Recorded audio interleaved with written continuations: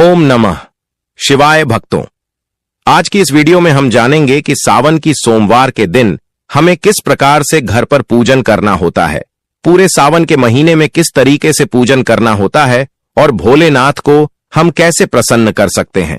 आज हम इस वीडियो में इन सभी के बारे में जानेंगे। सोमवार का दिन भगवान भोलेनाथ को अत्यधिक प्रिय होता है और कहा जाता है कि सावन के महीने को प्यार का महीना भी कहा जाता है, क्योंकि इस महीने में अगर कोई पूरे श्रद्धा भाव से महादेव की पूजा करे तो उसको भोलेनाथ की कृपा प्राप्त होती है और माता पार्वती भी बहुत ही ज्यादा प्रसन्न होती हैं। इस दिन भगवान भोलेनाथ के लिए व्रत किए जाते हैं। कई लोग तो पूरे सावन का व्रत रखते हैं और कई लोग ऐसे होते हैं जो सिर्फ 4 सोमवार का ही व्रत करते हैं। परंतु यह तो खुद पर डिपेंड करता है कि किसको कितने सावन सोमवार व्रत करना है और क्या वह पूरी सावन सोमवार भी व्रत रख सकते हैं। और इस पर भी अगर सावन के सॉन्ग, तो यह बहुत ही ज्यादा का महीना जो है वह भगवान भोलेनाथ को अत्यधिक प्रिय है।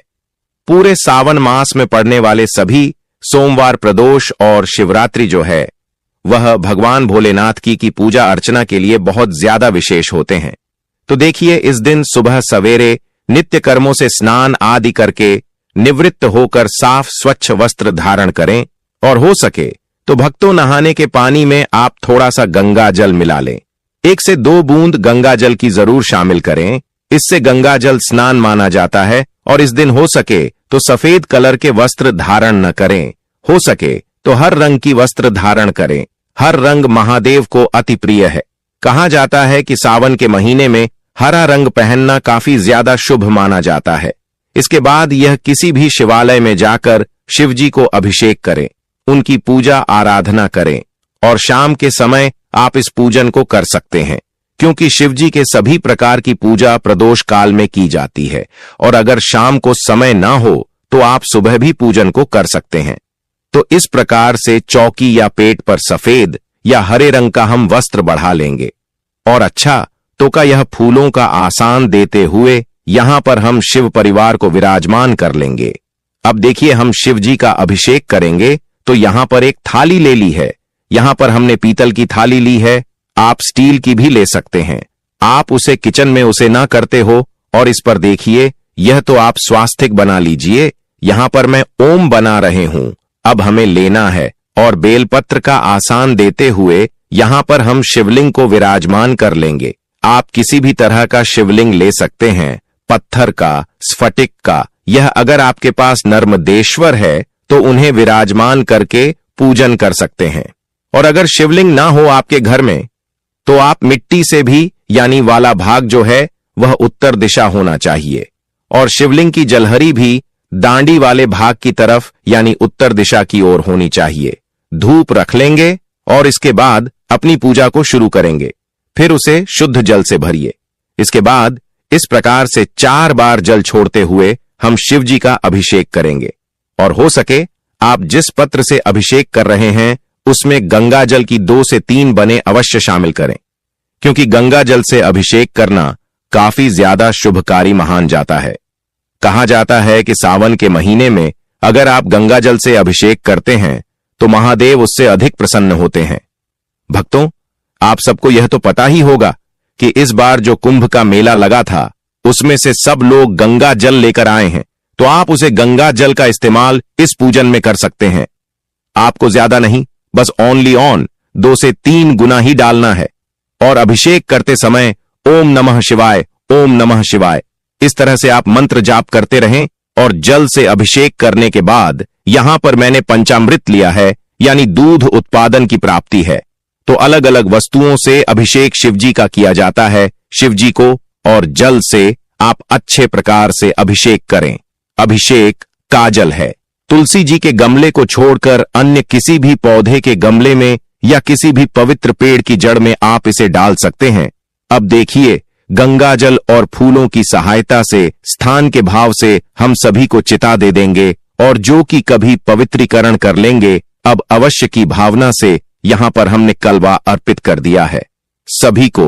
अब इसके बाद सबसे पहले हम प्रथम पूज्य गणपति जी को तिलक करेंगे, चंदन रोली, अक्षत अर्पित करेंगे, लाल रंग का गुलाब और 2 का स्थापित करूंगी, मैं साथ ही जानू मारपीट कर देंगे। और देखिए, अगर आपके घर पर शिवलिंग ना हो, कि देखिए सबके घरों में शिवलिंग नहीं होता, तो आप बेलपत्र, शमी पत्र, आंकड़े के पौधे के गमले में किस तरह से मिट्टी से शिवलिंग का निर्माण करें, उनका पूजन करें और साथ ही विसर्जन करें। इसकी वीडियो ऑलरेडी हमारे चैनल पर है, लिंक आपको डिस्क्रिप्शन में दे दूंगा मैं।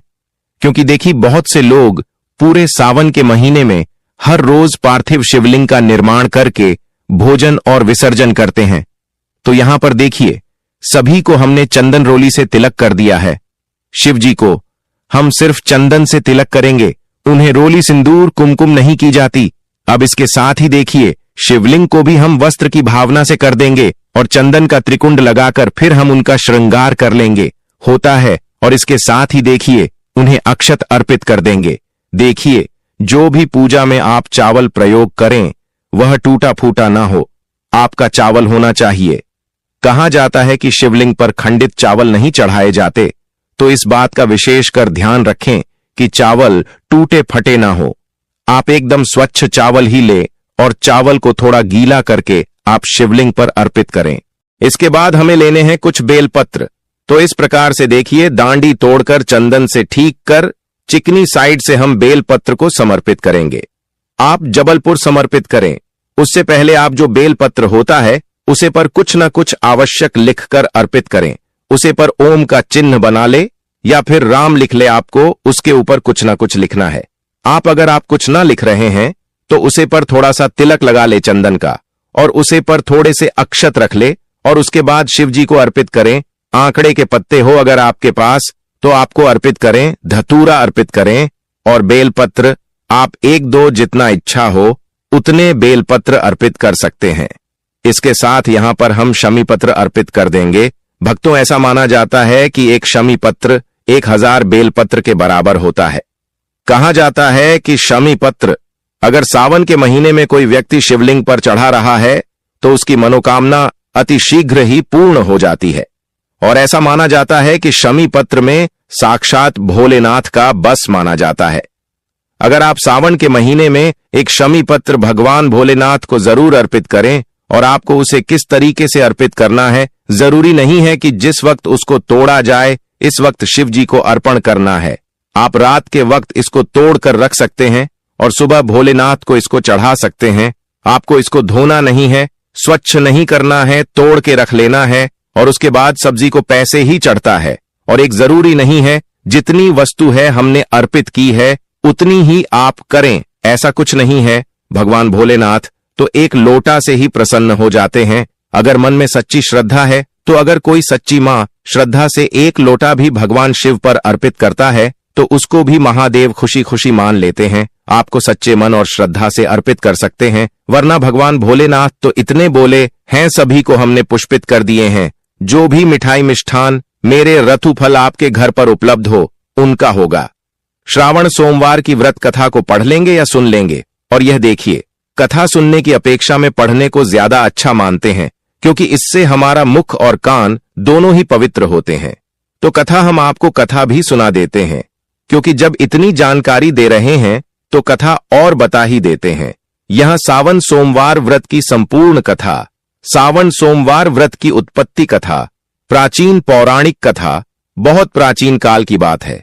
एक नगर में एक अत्यंत निर्धन ब्राह्मण और ब्राह्मणी निवास करते थे। वे दोनों अत्यंत धार्मिक थे और हमेशा भगवान शिव की पूजा अर्चना में लीन रहते थे, परंतु उनकी संतान नहीं थी। इस कारण दोनों अत्यंत दुखी रहते थे। भगवान शिव से वरदान, एक दिन वे दोनों भगवान शिव के मंदिर गए और कठोर तपस्या करने लगे। उन्होंने लगातार 16 सोमवार का व्रत किया। प्रसन्न होकर भगवान शिव प्रकट हुए और कहा, वत्स, मैं तुम्हारी भक्ति से अत्यंत प्रसन्न हूं, तुम जो चाहो वरदान मांग लो। ब्राह्मण बोला, हे भोलेनाथ, मुझे संतान सुख चाहिए। भगवान शिव ने कहा, तथास्तु, तुम्हें शीघ्र ही संतान प्राप्त होगी। कुछ समय बाद ब्राह्मण दंपति के घर एक सुंदर पुत्र का जन्म हुआ, लेकिन उस बालक की जन्म कुंडली में अल्पायु दोष था। ज्योतिषियों ने बताया कि वह केवल 12 वर्ष तक ही जीवित रहेगा। जब पुत्र 11 वर्ष का हुआ तो माता पिता ने उसे काशी पढ़ाई के लिए भेजा। साथ में एक ब्राह्मण मित्र को भेजा। मार्ग में वे दोनों भगवान शिव के मंदिरों में रुक रुक कर पूजा करते रहे। एक स्थान पर एक राजा की बेटी का विवाह हो रहा था। उस समय कोई शुभ मुहूर्त बताने वाला नहीं था। उस ब्राह्मण पुत्र ने सही मुहूर्त बताकर सबको प्रसन्न कर दिया। राजा ने प्रसन्न होकर अपनी कन्या का विवाह उसी ब्राह्मण पुत्र से कर दिया। विवाह के पश्चात जब वह 12वें वर्ष में प्रवेश करता है, तभी मृत्यु का समय आ जाता है। यमदूत आते हैं और उसके प्राण ले जाते हैं। उसकी पत्नी भगवान शिव की अनन्य भक्ति करती है और लगातार सोमवार का व्रत करती है। भगवान शिव उसकी भक्ति से प्रसन्न होकर प्रकट होते हैं और उस बालक को पुनः जीवन दान देते हैं। उसके अल्पायु दोष का नाश हो जाता है। इस कथा से यह सिद्ध होता है कि सावन सोमवार का व्रत करने से भगवान शिव अत्यंत प्रसन्न होते हैं और असंभव भी संभव हो जाता है। चाय वाले कितनी ही बड़ी, कोई भी समस्या क्यों ना, यहां पर सावन सोमवार से जुड़ी एक छोटी सी और कथा है जो आपके लिए जानना बेहद ही ज्यादा जरूरी है। तो चलिए मैं भी जान लेते हैं कि पार्वती जी ने महादेव को कैसे प्रसन्न किया और उनको कैसे प्राप्त किया। सावन सोमवार व्रत की अन्य प्रमुख कथाएं। समुद्र मंथन से जुड़ी कथा। समुद्र मंथन के दौरान जब हलाहल विष निकला तो देवता और दैत्य सभी भयभीत हो गए। तब भगवान शिव ने उस विष को अपने कंठ में धारण कर लिया। इस कारण उनका कंठ नीला हो गया और वे नीलकंठ कहलाए। विष के प्रभाव को शांत करने के लिए देवताओं ने भगवान शिव पर गंगा जल और बेलपत्र अर्पित किए। तभी से सावन के महीने में विशेष रूप से शिवजी की पूजा का महत्व बढ़ गया। पार्वती जी का व्रत। पार्वती जी ने भगवान शिव को पति रूप में पाने के लिए कठोर तप और सोमवार का व्रत किया था। उनकी तपस्या और व्रत से प्रसन्न होकर भगवान शिव ने पार्वती जी को अपनी अर्धांगिनी बना लिया। इसलिए यह व्रत कुंवारी कन्याओं के लिए विशेष फलदायक है। सावन सोमवार व्रत के कुछ नियम होते हैं जिन्हें आपको पालन जरूरी करना होता है। सावन सोमवार व्रत के नियम। ब्रह्मचर्य का पालन करें। मांस, मदिरा और तामसिक भोजन का त्याग करें। झूठ, चोरी, छल कपट से दूर रहें। मन, वचन और कर्म से शुद्ध रहें। जरूरतमंदों और ब्राह्मणों को दान दें। सावन सोमवार व्रत के लाभ। विवाह में आ रही रुकावटें दूर होती हैं। संतान सुख की प्राप्ति होती है। स्वास्थ्य उत्तम रहता है। आर्थिक समस्याओं का समाधान होता है। मन, मस्तिष्क और आत्मा की शुद्धि होती है। मोक्ष की प्राप्ति होती है। सावन सोमवार से जुड़ी मान्यताएं। सावन में वर्षा के कारण पृथ्वी शीतल होती है, जिससे शिवजी के विष का प्रभाव शांत रहता है। इस मास में बेलपत्र, गंगाजल और दूध से भगवान शिव का अभिषेक करना अत्यंत शुभ फलदायक होता है। माना जाता है कि जो भी भक्त इस व्रत को श्रद्धा से करता है, उसके समस्त कष्ट दूर होते हैं और उसके घर में सुख शांति बनी रहती है। सावन सोमवार मंत्र। महामृत्युंजय मंत्र। एयुएम त्र्यंबकम यजामहे सुगंधिम पुष्टिवर्धनम उर्वारुकमिव बंधनान मृत्युर्मुक्षीय मामृतात्। पंचाक्षर मंत्र। एयुएम नमः शिवाय। रुद्राष्टक। नमामीशम ईशान निर्वाण रूपम विभुम व्यापकम ब्रह्म वेद स्वरूपम निजम निर्गुणम निर्विकल्पम निरीहम चिदाकाशमाकाशवासम भजेहम। सावन सोमवार व्रत केवल धार्मिक अनुष्ठान नहीं, बल्कि आत्मिक शुद्धि और मानसिक शांति का एक श्रेष्ठ माध्यम है। यह व्रत न केवल सांसारिक सुखों की प्राप्ति कराता है, बल्कि व्यक्ति के जीवन में आध्यात्मिक उन्नति भी लाता है। सावन का महीना भगवान शिव को अत्यंत प्रिय है। इस मास में भगवान शिव की विशेष पूजा अर्चना का विधान है। विशेष रूप से सावन सोमवार का व्रत करने से मनचाहा फल प्राप्त होता है। यह व्रत अविवाहित कन्याओं के लिए उत्तम माना जाता है।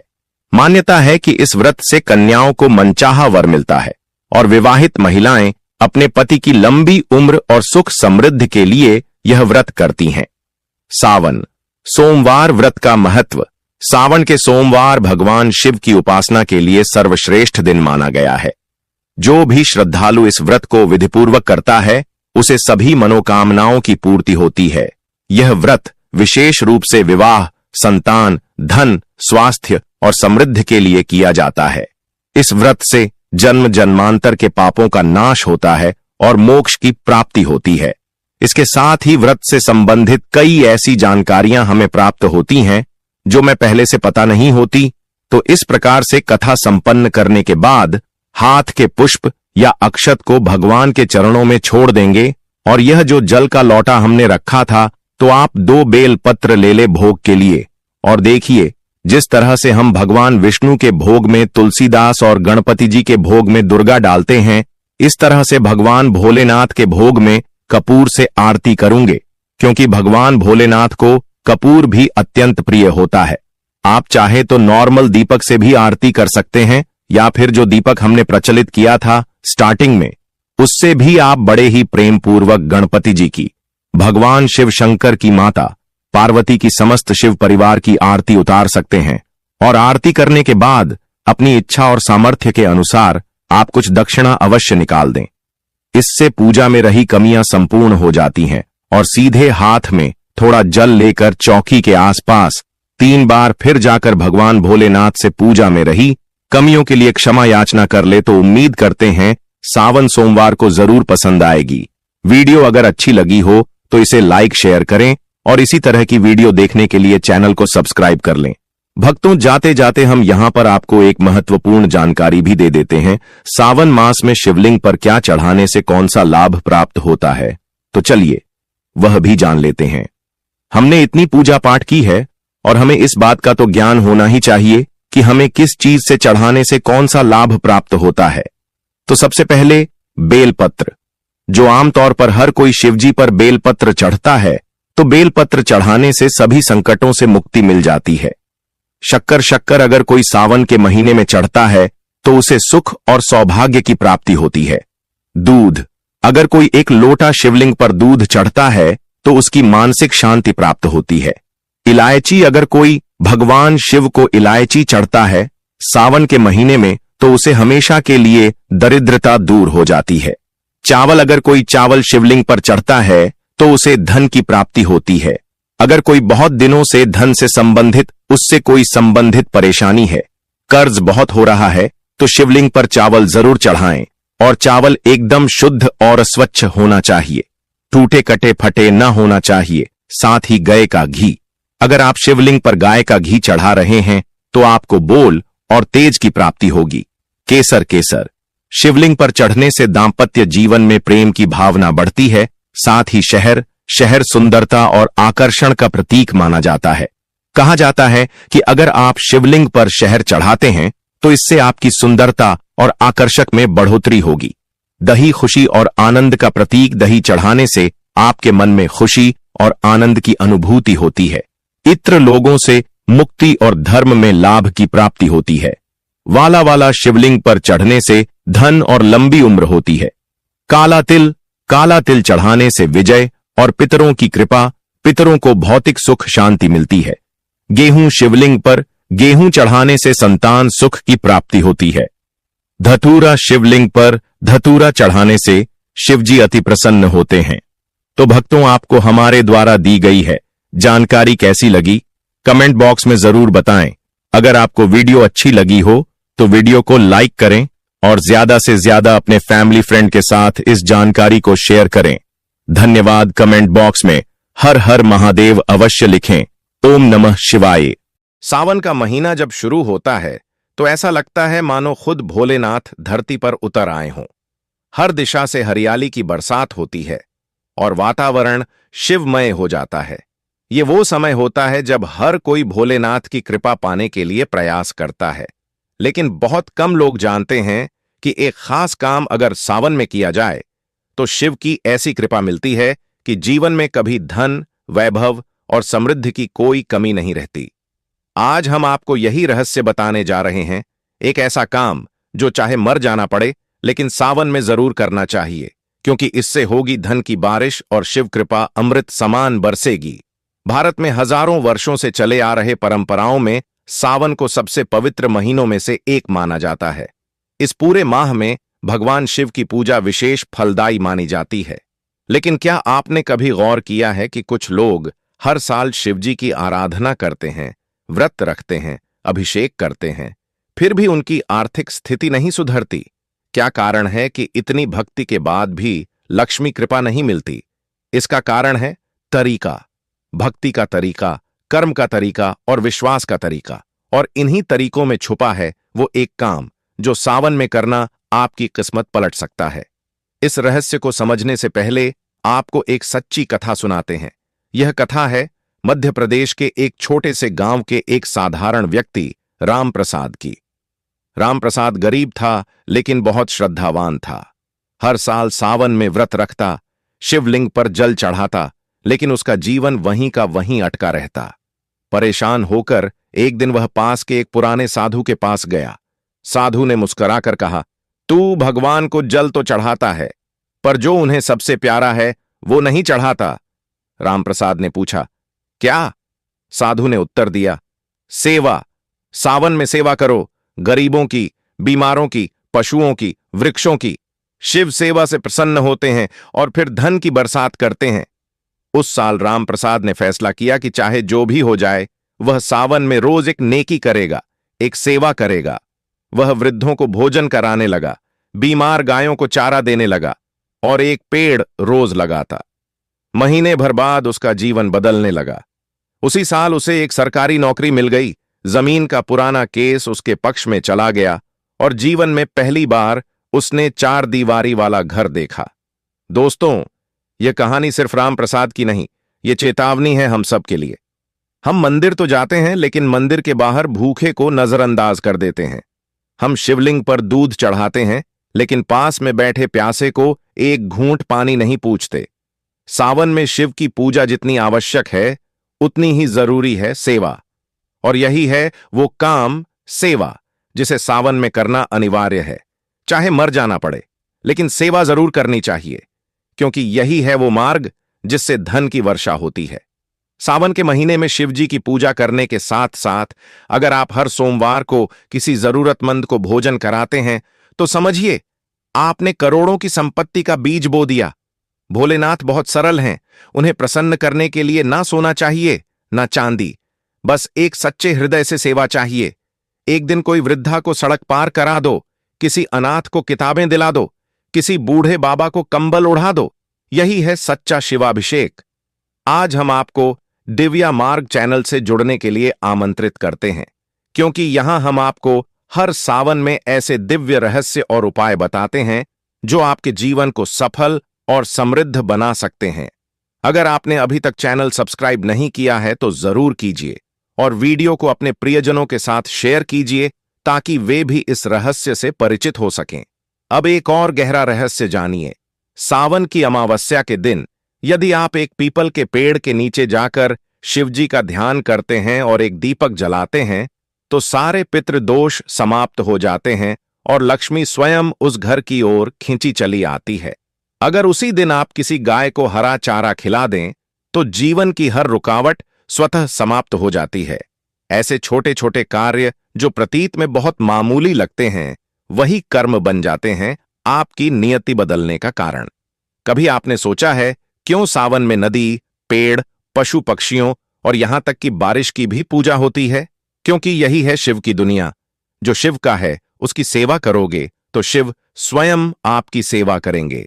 एक दिन ऐसा आएगा जब बिना मांगे आपके जीवन में वह सब कुछ आएगा जिसकी आपने कभी सिर्फ कल्पना की होगी, वह भी बिन चिट्ठी, बिन आवेदन, बिन संघर्ष। दिव्या मार्ग एक ऐसा प्रयास है जो आपको इन सब गूढ़ बातों से परिचित कराता है। हमारी कोशिश है कि हर व्यक्ति, चाहे वह गांव का हो या शहर का, अमीर हो या गरीब, हर कोई अपने भीतर छुपी उस शक्ति को पहचाने जो शिव कृपा से जागृत होती है। और यह शक्ति तब जागती है जब मनुष्य सेवा को पूजा समझकर करता है। अब अगर हम सावन के पहले सोमवार की बात करें तो यह दिन सबसे विशेष माना जाता है। इस दिन अगर आप शिवलिंग पर जल अर्पण के साथ एक वचन लें कि इस सावन में कम से कम एक जीवन को खुश करूंगा, तो मानिए वही क्षण आपकी किस्मत बदलने का पहला कदम होगा। ऐसा नहीं है कि आपको बहुत बड़ा काम करना है, बस एक मुस्कान देना, एक दुआ देना, एक सच्चा आशीर्वाद देना भी काफी है। अगर आप चाहते हैं कि सावन के महीने में आपके घर में लक्ष्मी का वास हो, तो कुछ बहुत सरल उपाय करें। जैसे रोज शाम को तुलसी के पौधे के पास दीपक जलाएं, एक मुट्ठी चावल किसी गाय को दें, किसी गरीब कन्या को भोजन कराएं और उसकी सलामती की कामना करें। इन छोटे कार्यों का प्रभाव इतना अधिक होता है कि शिवजी स्वयं प्रसन्न होकर आपके जीवन में स्थिरता और सुख समृद्धि का वरदान देते हैं। भक्तों, ये मत भूलिए कि शिव के पास सब कुछ है, लेकिन वो सिर्फ उन्हें देते हैं जो सच्चे मन से कर्म करते हैं।